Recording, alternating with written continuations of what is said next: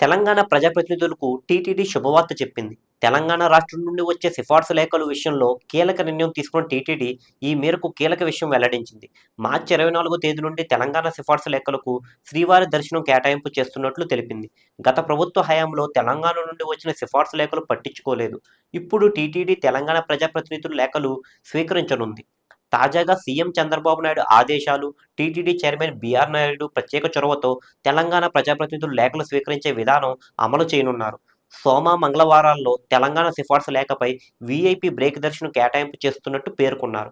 బుధ, గురువారాల్లో రూ. 300 ప్రత్యేక ప్రవేశ దర్శనం కేటాయింపు చేస్తున్నట్టు వెల్లడించారు. ప్రజాప్రతినిధి ఒకరికి ఒక సిఫార్సు లేఖ మాత్రమే 6 మందికి మించకుండా టీటీడీ దర్శనం కేటాయించనుంది.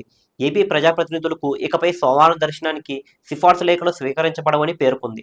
దానికి బదులుగా శనివారం నాడు, ఆదివారం దర్శనం కొరకు లేఖలు స్వీకరించనున్నట్టు టీటీడీ వెల్లడించింది.